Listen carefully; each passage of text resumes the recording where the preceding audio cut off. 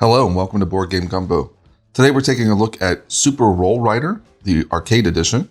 This is a game for either 2 players or 2 teams of 2 players for a total of 4 that plays in about 30 minutes. So let's go ahead and take a look at what's in the box and talk a little bit about how this game plays. This was part of a design contest to see what games people could make that used a full set of dice. So here are our dice here, and obviously we've got some little pencils as well. The design concept was to use a full set of dice. So obviously you see we have one of those here. We have red and black dice, and that does play a part in how the game is played. Here's our rule book. Fairly short rule book, obviously, because it's a small box game. Go ahead and go through and take a look at it real quick.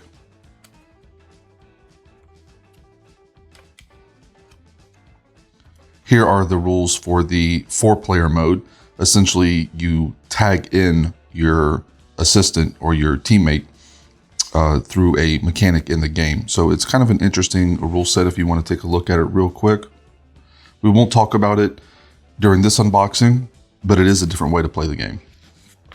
And then finally, our last component is our little score sheets here. Go ahead and take those out. So assuming you're playing the game 2 players, the objective of the game is to knock your opponent down to 0 health. And obviously when you take damage in this game, you're going to be marking it off on your sheet. So if you take a point of damage, you'll just be filling in this square here. And the first player to fill in their last square is knocked out, and the other player is the winner. So each player will have one of these sheets, and they are double-sided, so you get a little extra use out of them. There's a decent number of them in the box. And you'll randomly determine who will start. And during your turn, there's essentially only a couple things that you do. So first thing you do is you're gonna roll your dice. And this is why the dice are separated between red dice and black dice, because you always start with the red dice. So we'll set the black dice off to the side here and just show you how a turn works. You're gonna be rolling your dice. And essentially what you're trying to do is you're trying to hit one of these objectives, which is shown up here. These are your attacks. So a pair is an attack. All the dice showing even. If you get 30 or higher total on your 3 dice. 3 of a kind. Wild is essentially if you don't get an attack off, if you don't meet any of the other objectives, or if you just want the bonus from the wild, which we'll talk about in a second. Odds and straight.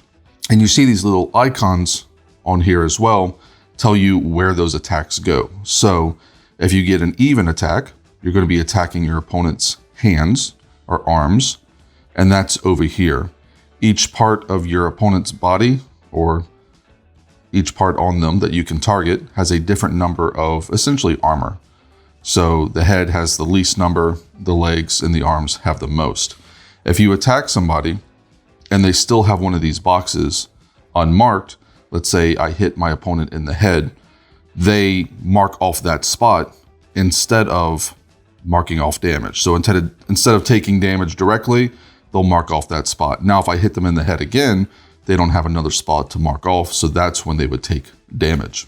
So these 4 locations right here, evens, 30 plus, odds, and straight, those target a specific location on your opponent.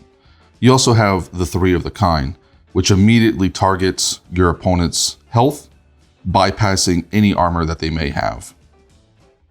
And that's what this little icon here means. You immediately target their health, and you ignore any defense that they have. Finally, these last 2 over here, a pair allows you to prepare a block. A block is something you're going to use during your opponent's turn to essentially ignore a hit that they use against you. There's 2 different steps to this. So first is preparing it. So if I were to resolve a pair, which I actually have right here, I rolled 2 10s. So if I wanted to, I could just use this as my result. And I could say, I have 2 10s, I'm going to use them as a pair, I don't want to roll anymore. I get to prepare a defense, which means I'm going to fill in this little circle here. It tells me that now I have this defense, and on an opponent's turn, I can use that defense When I do use it, I'm going to mark off the entire box to show that I've used it. And if you don't have a spot to prepare, if all of these are filled up, you can't prepare a block.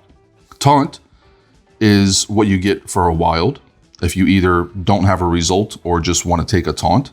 And taunt works the same way. You prepare it by filling in the circle, and then when you use it, you're going to fill in the entire block. A taunt allows you to redirect damage. So instead of ignoring damage, you could say, my opponent's about to hit me in the head.